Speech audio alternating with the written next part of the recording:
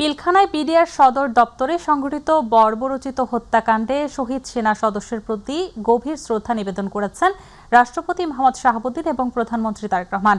জাতীয় শহীদ সেনা দিবসে বনানী সামরিক কবরস্থানে বীর শহীদদের স্মৃতিস্তম্ভে পুষ্পস্তবক অর্পণ করেন তারা। পরে বিরোধী দলের পক্ষ থেকে শ্রদ্ধা জানান জামাত ইসলামের আমির ডাক্তার শফিকুর রহমান। এদিকে স্বরাষ্ট্রমন্ত্রী জানান, পিলখানা হত্যাকাণ্ডে অন্তর্বর্তী সরকার গঠিত জাতীয় স্বাধীন তদন্ত কমিশনের সুপারিশগুলো বাস্তবায়নের চেষ্টা করা হবে। আর হত্যাকাণ্ডের সঙ্গে জড়িতদের সর্বোচ্চ শাস্তির দাবি জানান স্বজনরা। মাহবুব সৈকত রিপোর্ট। 2009 সালের 25 এবং 26 ফেব্রুয়ারি বিডিআর সদর দপ্তর পিলখানায় সংঘটিত হয় নারকীয় হত্যাযজ্ঞ। 57 জন চৌকস সেনা কর্মকর্তা সহ 74 জন শহীদ হন এই ট্র্যাজেডিতে। 24-এর ছাত্র জনতার গণ অভ্যুত্থানের পর 25 ফেব্রুয়ারি পালিত হচ্ছে জাতীয় শহীদ সেনা দিবস হিসেবে।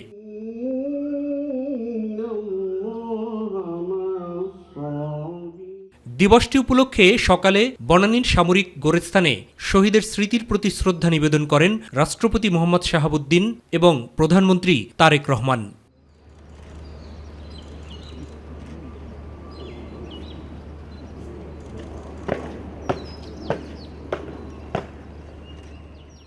রাষ্ট্রীয় আচার অনুযায়ী শ্রদ্ধা নিবেদনের পর শহীদের স্মৃতির উদ্দেশ্যে কিছুক্ষণ নীরবে দাঁড়িয়ে থাকেন এবং রুহের মাগফিরাত কামনায় ফাতিহা পাঠ করেন রাষ্ট্রপতি এবং প্রধানমন্ত্রী।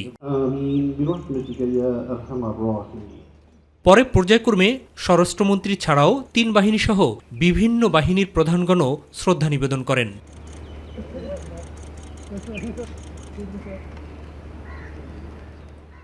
শহীদের স্মৃতির প্রতি শ্রদ্ধা নিবেদন শেষে 17 বছর আগে সংঘটিত এই হত্যাকাণ্ডের বিচার প্রক্রিয়া নিয়ে কথা বলেন স্বরাষ্ট্রমন্ত্রী সালাউদ্দিন আহমেদ। পিলখানা হত্যাকাণ্ডের যথাযথ বিচার করা হবে এবং ন্যায় বিচার নিশ্চিত করা হবে, যাতে এই জাতীয় কোনো ঘটনা আমাদেরকে জাতীয় জীবনে আর না দেখতে হয় ভবিষ্যতে। স্বাধীন তদন্ত কমিশনের রিপোর্টটা ধাপে ধাপে বাস্তবায়ন করব ইনশাআল্লাহ। সরকারি দল বিএনপির পক্ষ থেকে মহাসচিব ও স্থানীয় সরকার মন্ত্রী মির্জা ফখরুল ইসলাম আলমগীর এবং বিরোধী দলীয় নেতা জামাতের আমির ডাক্তার শফিকুর রহমানও শ্রদ্ধা নিবেদন ও ফাতিহা পাঠ করেন শহীদ সেনাদের মাগফিরাত কামনায়। প্রতিহিংসা পরায়ণ হয়ে বিচারের নামে যা করা হয় তা ঠান্ডা মাথার হত্যাকাণ্ড হয়, অথবা শাস্তি দেওয়া হয়। আমরা ওটা চাই না।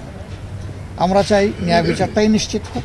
কেউ নির্দোষ হলে নির্দোষ হয়ে যাবে বিচারের মাধ্যমে, আর যারা সত্যিকারের দোষী তারা যেন তাদের পাওনাটা পায়, তাদের শাস্তিটা পায়। আমরা আশা করি সরকার তাদের দায়িত্ব সঠিকভাবে পালন করবে। এই দিনটি আমাদের জাতির জন্য অত্যন্ত লজ্জার এবং কলঙ্কজনক একটি অধ্যায় বলে আমরা মনে করি।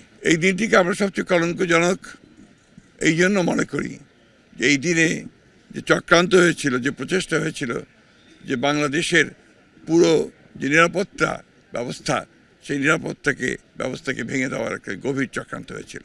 এদিকে ভোর থেকেই স্বজনের গোর জিয়ারতে আসেন শহীদ পরিবারের সদস্যগণ। প্রকৃত অপরাধীদের শনাক্ত এবং দ্রুত বিচার প্রক্রিয়া সম্পন্ন করার দাবি ছিল প্রত্যেকের মুখে। বিচার তো চাইতেছি, আজ 17 বছর যাবতে, কিন্তু বিচার তো পাইতেছি না। আলটিমেটলি তো রেজাল্ট তো কিছুই পাওয়া যাচ্ছে না। আশা করতেছি ভালো একটা বিচার হবে। 17 বছর তো ওয়েট করলাম, কোনো বিচার তো পেলাম না, শুধু আশা আশা আশা। একটু মনে হয় আমাদের আশার সঞ্চার আমরা হয়েছি যে কিছু হয়তো পেতে পারি বিচারটা। কেবলমাত্র শহীদদের আত্মার শান্তির জন্যই নয়, দেশকে যেন আর কখনোই এমন কলঙ্কজনক অধ্যায়ের সাক্ষী হতে না হয়, সেজন্য হলেও পিলখানা ট্র্যাজেডির পেছনের কুশীলবদের বের করে শাস্তি নিশ্চিত করা জরুরি বলে মনে করেন শহীদ পরিবারের সদস্য এবং গোটা দেশবাসী। মাহবুব সৈকত, মাই টিভি, বনানী সামরিক কবরস্থান, ঢাকা।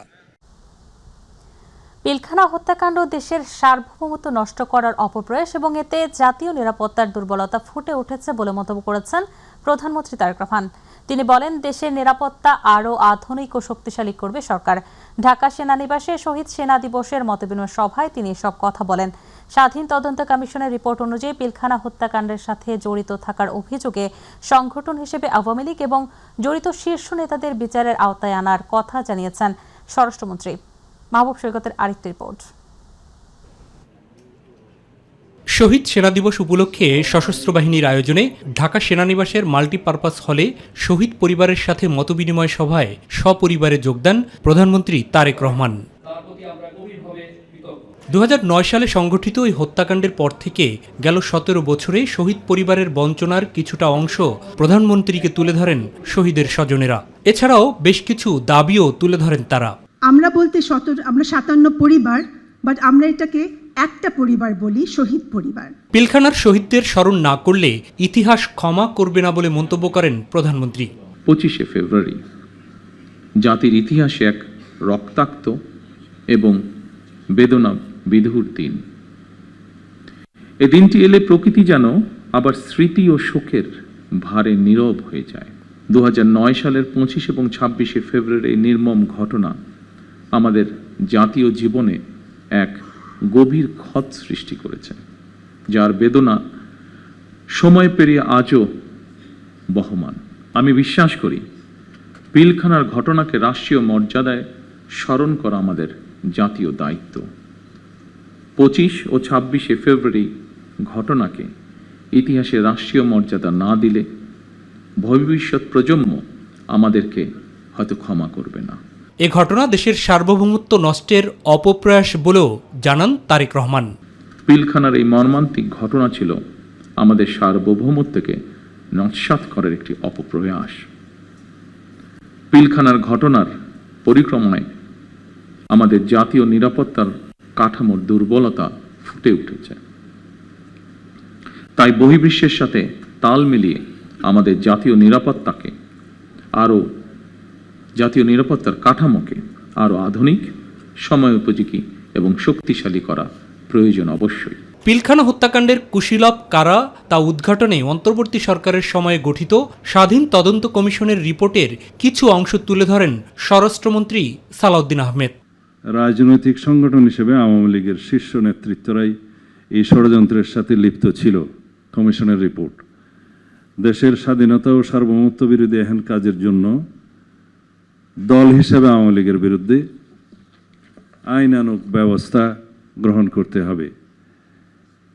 হত্যাকারীদের সমর্থনে মিছিল করা থেকে শুরু করে তাদের খাদ্য সরবরাহ করা এবং পালানোর কাজে সহায়তাকারী আওয়ামী লীগের কর্মীবৃন্দ সবাই ষড়যন্ত্রকারী ও হত্যাকারীদের পরিকল্পনা বাস্তবায়নে সকল প্রকার সহায়তা প্রদান করেছে। তাদের বিরুদ্ধে আইনানুগ ব্যবস্থা গ্রহণ করার সুপারিশ করা হলো। এইখানে যে সুপারিশটা করা হয়েছে এই জন্য তদন্ত রিপোর্টের প্রেক্ষিতে কমিশনের রিপোর্টটা আমরা বাস্তবায়ন করব ইনশাআল্লাহ। এর আগে বক্তব্যে শহীদ পরিবারের পাশে থাকার কথা জানান সেনা প্রধান জেনারেল ওয়াকারুজ্জামান। আমাদের জাতীয় জীবনে যেন 2009 সালের 25 ফেব্রুয়ারির মতো কোনো ঘটনা পুনরাবৃত্তি না হয়। অনুষ্ঠানে 3 বাহিনী প্রধান ও বিজিবি মহাপরিচালক ছাড়াও বাহিনীগুলোর ঊর্ধ্বতন কর্মকর্তারা উপস্থিত ছিলেন। মাহবুব সৈকত, মাইটিভি, ঢাকা। জুলাই বিপ্লবে হতাহত ও বঞ্চিত যোদ্ধাদের পুনর্বাসনে উদ্যোগ নিতে নির্দেশ দিয়েছেন প্রধানমন্ত্রী তারেক রহমান। এছাড়া বাংলাদেশ বেতার এবং টেলিভিশনকে জনগণের কল্যাণে নিবেদিত করতে উদ্যোগ নেওয়ার পরামর্শ দিয়েছেন প্রধানমন্ত্রী। সচিবালয়ে প্রধানমন্ত্রী তারেক রহমানের সাথে সংশ্লিষ্ট মন্ত্রণালয়ের মন্ত্রী এবং প্রতিমন্ত্রীরা সাক্ষাৎ শেষে তারা এসব কথা জানান। ইউসুফ আলীর রিপোর্ট। প্রধানমন্ত্রী তারেক রহমান সচিবালয়ে নিজ কার্যালয়ে পৌঁছালে সাক্ষাৎ করতে যান মুক্তিযুদ্ধ বিষয়ক মন্ত্রণালয়ের প্রতিমন্ত্রী ইঞ্জিনিয়ার ইশরাক হোসেন, স্থানীয় সরকার, পল্লী উন্নয়ন ও সমবায় প্রতিমন্ত্রী মীর শাহে আলম এবং তথ্য ও সম্প্রচার মন্ত্রী জহিরুদ্দিন স্বপন। বৈঠক শেষে মুক্তিযুদ্ধ বিষয়ক মন্ত্রণালয়ের প্রতিমন্ত্রী ইঞ্জিনিয়ার ইশরাক হোসেন জানান, যাদের সাহসিকতা ও ত্যাগের বিনিময়ে দেশ ফ্যাসিবাদ মুক্ত হয়েছে তাদের খুঁজে বের করে পুনর্বাসন করার নির্দেশ দিয়েছেন প্রধানমন্ত্রী তারেক রহমান। আমাদের কাছে কোনো রাজনৈতিক দলীয় পরিচয় বিবেচনাধীন হবে না। যারাই আহত, যারাই শহীদ, যারাই বিগত এই আন্দোলনে তাদের আত্মত্যাগ করেছেন তাদেরকে পুনর্বাসন করা, তাদের চিকিৎসা নিশ্চিত করা এবং শহীদ পরিবারদের পুনর্বাসন করা, তাদের যে প্রাপ্য ভাতা এগুলো যাতে সঠিকভাবে তারা পায় সেটি নিশ্চিত করার জন্য আমরা কাজ করে যাব। তথ্য ও সম্প্রচার মন্ত্রী জহিরুদ্দিন স্বপন বলেন, প্রধানমন্ত্রী সরকারি গণমাধ্যমগুলোকে জনগণের কাছে প্রিয় ও আধুনিকায়ন করতে প্রয়োজনীয় উদ্যোগ নিতে পরামর্শ দিয়েছেন। মাননীয় প্রধানমন্ত্রীর সঙ্গে আমাদের মন্ত্রণালয়ের কাজের পরিকল্পনা এবং অগ্রগতি নিয়ে আজকে মত বিনিময় করেছি। উনি দীর্ঘক্ষণ সময় নিয়ে আমাদের কথা শুনেছেন। বিশেষ করে বিটিভি এবং বাংলাদেশ বেতারকে কিভাবে আমরা জনগণের কাজে লাগাতে পারি সে বিষয়ে উনি দীর্ঘক্ষণ কথা বলেছেন। বাংলাদেশের তরুণ প্রজন্মের জন্য মূল্যবোধ গড়ার কাজে আমাদের সরকারের অধীনস্থ সমস্ত প্রচার মাধ্যমকে আমরা কিভাবে কাজে লাগাতে পারি এবং একই সঙ্গে সোশ্যাল মিডিয়াকেও আমরা কিভাবে কাজে লাগাতে পারি, আমরা এই ধরনের একটা দিক নির্দেশনার মধ্যে আজকের আলোচনা সীমাবদ্ধ ছিল। আমরা সেই অনুযায়ী একটা প্রস্তাবনা তৈরি করে ভবিষ্যতে আবার কথা বলবো। পরে নবনিযুক্ত পুলিশের আইজি আলী হোসেন ফকিরকে র্যাঙ্ক বেজ পরিয়ে দেন প্রধানমন্ত্রী তারেক রহমান। ইউসুফ আলী, মাই টিভি, ঢাকা। দলীয় ইফতার মাহফিলে প্রধানমন্ত্রী তারেক রহমানকে দাওয়াত দিয়েছে জামাত ইসলামী। আগামী শনিবার রাজধানীর বাংলাদেশে চীন মৈত্রী সম্মেলন কেন্দ্রে হবে এই ইফতার আয়োজন। জামাতের সেক্রেটারি জেনারেল মিয়া গোলাম পরওয়ার সকালে সচিবালয়ে প্রধানমন্ত্রীর সঙ্গে দেখা করতে দাওয়াত দেন। পরে জামাতের এক জ্যেষ্ঠ নেতা জানান, প্রধানমন্ত্রী এই ইফতার মাহফিল থাকার বিষয়ে আগ্রহ প্রকাশ করেছেন। গণতান্ত্রিক ধারা সমন্বিত রাখতে বিরোধী দল হিসেবে জামাত যথাযথ ভূমিকা রাখতে চায় বলেও জানিয়েছেন দলের সেক্রেটারি জেনারেল। এছাড়া জামাত আমিরের অসুস্থতার খবর শুনে ফোনে কথা বলে তার খোঁজ খবর নেন প্রধানমন্ত্রী তারেক রহমান। পারস্পরিক আলোচনা হলো এবং উনি আমাদের সম্মানিত আমির ডক্টর শফিকুর রহমানের সাময়িক অসুস্থতার খবর পেয়ে ওনার কুশল জিজ্ঞেস করলেন এবং একটু ফোনে আলাপ করার আগ্রহ ব্যক্ত করে সাথে সাথেই তিনি আমার টেলিফোনে উনি আমির জামাতের সঙ্গে কুশল বিনিময় করলেন। পরস্পর কুশল বিনিময়, সালাম বিনিময় হলো, এটাই মূল। আর এমনি আমরা সরকার গঠনের পর ফরমালি আজ জামাত ইসলামীর পক্ষ থেকে সাংগঠনিকভাবে তার সঙ্গে প্রথম অফিসিয়ালি সাক্ষাৎ আমাদের ইফতার অনুষ্ঠানের দাওয়াত উপলক্ষে। সে কারণে দেশের মানুষের প্রত্যাশা অনুযায়ী যেন শান্তিপূর্ণভাবে পরিচালিত হতে পারে, সেক্ষেত্রে উনিও সরকারের আকাঙ্ক্ষার কথা, ইচ্ছার কথা, প্রচেষ্টার কথা তুলে ধরলেন এবং নতুন দায়িত্ব পালন করতে গিয়ে উনি যে পরিবেশের সাথে পরিচিত হচ্ছেন সেটা নিয়েও কিছুটা ওনার মত বিনিময় করলেন এবং আমাদের সকলের সহযোগিতা উনি কামনা করলেন।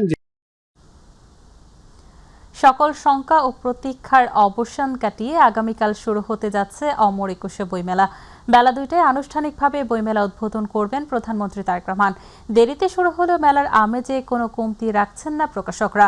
আর রোজা, ঈদ সবকিছু মিলে এই আয়োজন জমজমাট হবে বলে আশা বাংলা একাডেমির। বইমেলার শেষ মুহূর্তের প্রস্তুতি নিয়ে আরও থাকছে সাদিয়া হক মৌয়ের প্রতিবেদনে। হাতুড়ি আর পেরেকের শব্দে মুখরিত বাংলা একাডেমি এবং সোহরাওয়ার্দী উদ্যান প্রাঙ্গণ।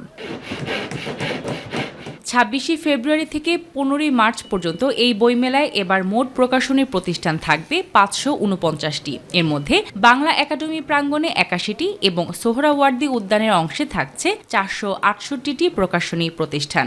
আশা করি যে প্রতিবার যেভাবে পাঠকের সমারোহ হয় বইমেলা ঘিরে, এবারও তেমনই থাকবে। ঈদের কেনাকাটার পাশাপাশি বইমেলাতেও আসবে এবং কিছু বই কিনবে এই আশা রাখছি। রঙের তুলিতে কেউ কেউ সাজাচ্ছেন স্টল। কারিগররা কাজের ফাঁকে বলেন, কাল দুপুরের মধ্যেই সকল স্টল নির্মাণের কাজ সম্পূর্ণ হয়ে যাবে। আজকে আপনার 95% কাজ আশা করি ইনশাল্লাহ হয়ে যাবে, আর 5% যেটা আছে কালকে 12টা-1টার মধ্যে সব শেষ হয়ে যাবে। আজকের ভিতরে আল্লাহ দিলে শেষ হয়ে যাবে, আমাদের চিন্তা ভাবনা আমরা শেষ করব। নির্বাচন এবং রমজান উপলক্ষে বইমেলার দিন তারিখ পরিবর্তন হয়েছে। ছুটির দিন ব্যতীত বইমেলা খোলা থাকবে দুপুর 2টা থেকে রাত 9টা পর্যন্ত। এদিকে এবারে বইমেলায় থাকছে না কোনো প্যাভিলিয়ন এবং সরকারের পক্ষ থেকে প্রকাশকদের জন্য স্টল ফি সম্পূর্ণ মওকুফ করা হয়েছে।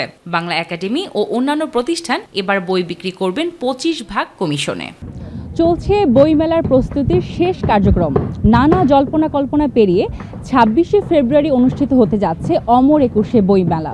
সংশ্লিষ্টদের প্রত্যাশা, হাজারো বাধা পেরিয়ে বইপ্রেমীদের অংশগ্রহণে মুখর হয়ে উঠবে এবারের অমর একুশে বইমেলা। সাদিয়া হক মৌ, মাই টিভি, ঢাকা। বইমেলায় মবের কোনো আশঙ্কা নেই, তবুও প্রস্তুতি রাখব বলে জানিয়েছেন ঢাকা মেট্রোপলিটন পুলিশের অতিরিক্ত কমিশনার মোহাম্মদ সরওয়ার। সকালে শহীদ উদ্যানে বইমেলার নিরাপত্তা উপলক্ষে এক সংবাদ সম্মেলনে এই মন্তব্য করেন তিনি সাংবাদিকদের জানান, বাংলা একাডেমি প্রাঙ্গণ সহ আশপাশের এলাকায় বাংলা একাডেমি এই বইমেলার আয়োজন করছে।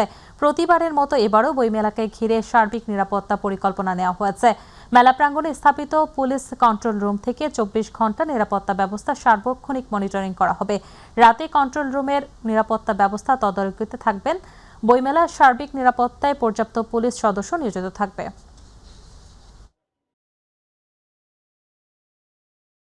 ইউনিফর্ম পুলিশের পাশাপাশি সাদা পোশাকে পুলিশের বিশেষ টিম মোতায়েন থাকবে। সাপ্তাহিক ছুটির দিনে লোক সমাগম বেশি হবে বিধায় ওই সময়ে বাড়তি নিরাপত্তা ব্যবস্থা থাকবে। বইমেলা প্রাঙ্গণ কেন্দ্রিক ফুড পেট্রোল ব্যবস্থা এবং মুক্ত মঞ্চ কেন্দ্রিক বিশেষ নিরাপত্তা ব্যবস্থাও থাকবে। জুলাই জাতীয় সনদের কার্যকারিতা স্থগিত চেয়ে উচ্চ আদালতে রিটের শুনানি হবে 1 মার্চ। বিচারপতি খিজির আহমেদ চৌধুরী এবং বিচারপতি মোহাম্মদ জিয়াউল হকের দ্বৈত বেঞ্চে এই মামলার শুনানি হওয়ার কথা থাকলেও বিচারকরা শুনানির জন্য পরবর্তী তারিখ ঘোষণা করেন। এর আগে গত 18 ফেব্রুয়ারি জুলাই জাতীয় সনদ অবৈধ এবং সংবিধানের সঙ্গে সাংঘর্ষিক ঘোষণা নির্দেশের চেয়ে হাইকোর্টে রিট করেন সুপ্রিম কোর্টের আইনজীবী অ্যাডভোকেট ডক্টর ইউনুস আলী আকন্দ। জনস্বার্থে এই রিট করেন তিনি। রিটে মন্ত্রিপরিষদ সচিব, আইন সচিব, জাতীয় ঐকমত্য কমিশন, প্রধান নির্বাচন কমিশনার সহ সংশ্লিষ্টদের রিটে বিবাদী করা হয়েছে। আগামী সপ্তাহে বিচারপতি রাজিক আল জলিলের নেতৃত্বাধীন হাইকোর্ট বেঞ্চে রিট আবেদনকারীর উপর শুনানি হতে পারে বলে জানান আইনজীবীরা।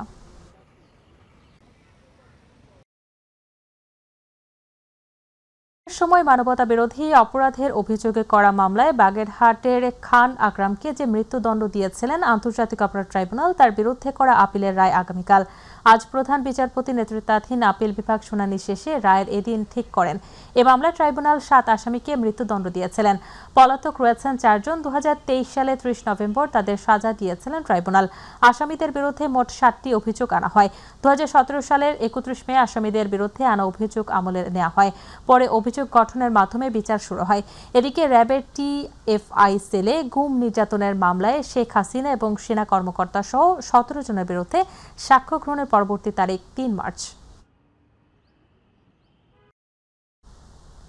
বাংলাদেশ ব্যাংকের নতুন গভর্নর হিসেবে মোহাম্মদ মুস্তাকুর রহমানকে নিয়োগ দিয়েছে সরকার।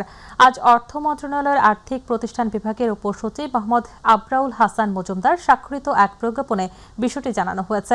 প্রজ্ঞাপনে বলা হয়, মোহাম্মদ মুস্তাকুর রহমানকে অন্যান্য সব প্রতিষ্ঠান এবং সংগঠনের সঙ্গে কর্ম সম্পর্ক পরিত্যাগের শর্তে তার যোগদানের তারিখ থেকে 4 বছরের জন্য বাংলাদেশ ব্যাংকের গভর্নর পদে নিয়োগ প্রদান করা হলো। প্রজ্ঞাপনে আরও বলা হয়, মোহাম্মদ মুস্তাকুর রহমানকে গভর্নর পদে নিয়োজিত থাকাকালীন সরকারের সঙ্গে সম্পাদিত চুক্তির শর্ত মোতাবেক বেতন ভাতা এবং অন্যান্য সুবিধা বাংলাদেশ ব্যাংক হতে গ্রহণ করবেন। এই নিয়োগের অন্যান্য বিষয় উল্লেখিত চুক্তিপত্র দ্বারা নির্ধারিত হবে। জনস্বার্থে জারিকৃত এই আদেশ অবিলম্বে কার্যকর হবে বলে প্রজ্ঞাপনে বলা হয়। শিক্ষার উন্নয়ন এবং মেধাবীদের সহায়তা দিতে সরকার বিভিন্ন ধরনের উদ্যোগ নিচ্ছে বলে জানিয়েছেন শিক্ষা এবং প্রাথমিক ও গণশিক্ষা মন্ত্রী ডাক্তার আনম এহসানুল হক মিলন। দুপুর 1টার দিকে মন্ত্রণালয়ের সভাকক্ষে আয়োজিত অনুষ্ঠানে জুনিয়র বৃত্তি পরীক্ষার ফল ঘোষণা করে তিনি কথা জানান। এবারের পরীক্ষায় ট্যালেন্ট পুল এবং সাধারণ এই 2 গ্রেডে মোট 45,200 শিক্ষার্থী বৃত্তি পাচ্ছে। শিক্ষামন্ত্রী জানান, জুনিয়র বৃত্তি পরীক্ষায় যারা বৃত্তি অর্জন করেছে তাদের সবাইকে অভিনন্দন। শিক্ষার্থীরা দেশের গর্ব, ভবিষ্যতের সম্ভাবনা। এ বৃত্তি শুধু একটি পুরস্কার নয়, একটি মেধা, পরিশ্রম ও অধ্যবসায়ের স্বীকৃতি। আমরা মন্ত্রণালয়ের মাননীয় প্রতিমন্ত্রী বসে আমরা সিদ্ধান্ত নিয়েছি, একই দেশে একই শিক্ষা ব্যবস্থা, সেই কারণে আমরা একই প্রশ্নে আমরা এই বৃত্তি পরীক্ষাটি নেব। তবে সরকারি শিক্ষার্থীর সংখ্যা বেশি, সেই কারণে আমরা 80% বৃত্তি আমরা দিয়ে দেব সরকারি ছাত্রছাত্রীদের, আর 20% আমরা দিয়ে দেব বেসরকারি অর্থাৎ কিন্ডারগার্টেনের। মার্কিন যুক্তরাষ্ট্রের সঙ্গে ট্যারিফ ইস্যু এখনও বিকাশমান বলে জানিয়েছেন বাণিজ্য মন্ত্রী খন্দকার আব্দুল মুক্তাদির। সচিবালয়ে তিনি বলেন, যুক্তরাষ্ট্র নতুন করে সব দেশের জন্য 15% ট্যারিফ আরোপের ঘোষণা দিয়েছে বলে শোনা গেলেও এ বিষয়ে এখনও কোনো লিখিত সিদ্ধান্ত পাওয়া যায়নি। অন্তর্বর্তী সরকারের সময় যুক্তরাষ্ট্রের সঙ্গে হওয়া চুক্তির ধারা পর্যালোচনা করে করণীয় ঠিক করা হবে।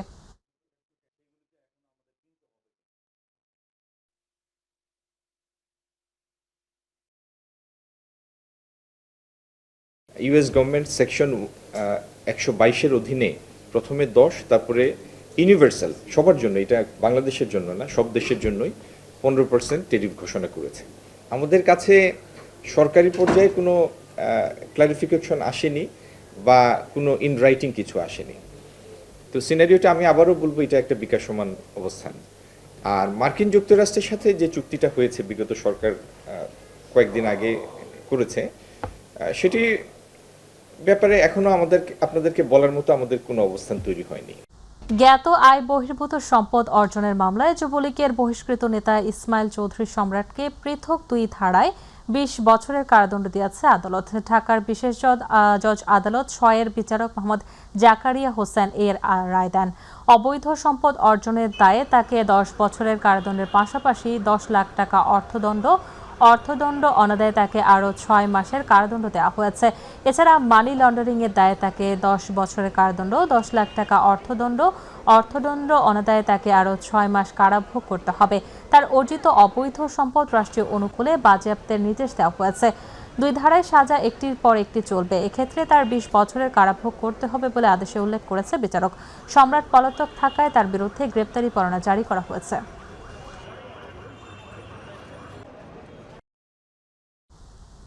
রমজানে এবছর বাংলাদেশি ফিতরার হার জনপ্রতি সর্বনিম্ন 110 টাকা এবং সর্বোচ্চ 2805 টাকা নির্ধারণ করা হয়েছে। সকালে ইসলামিক ফাউন্ডেশনের বায়তুল মোকাররম সভাকক্ষে জাতীয় সাদকাতুল ফিতরা নির্ধারণ কমিটির সভায় এ সিদ্ধান্ত হয়। সভায় সভাপতিত্ব করেন জাতীয় সাদকাতুল ফিতরা নির্ধারণ কমিটির সভাপতি ও বায়তুল মোকাররম জাতীয় মসজিদের খতিব মাওলানা মুফতি আব্দুল মালেক। সভায় আরও বলা হয়, এই পণ্যগুলোর স্থানীয় খুচরা বাজার মূল্যে তারতম্য রয়েছে। স্থানীয় মূল্যে পরিশোধ করলেও ফিতরা আদায় হবে। এবছর সাদকাতুল ফিতর হার নির্ধারণের জন্য ইসলামিক ফাউন্ডেশনের বিভাগীয় কার্যালয়সমূহের মাধ্যমে দেশের বিভিন্ন অঞ্চল থেকে উন্নত মানের গম, আটা, যব, খেজুর, কিশমিশ ও পনির এর খুচরা ও পাইকারি স্থানীয় বাজার দর যাচাই করে সাদকাতুল ফিতর হার নিম্নরূপ নির্ধারণ করা হলো। গম বা আটা দ্বারা সাদকাতুল ফিতর আদায় করলে তা হবে অর্ধ সা বা 1 কেজি 650 গ্রাম। প্রতি কেজি 65 টাকা দরে সাদকাতুল ফিতর হবে 110 টাকা।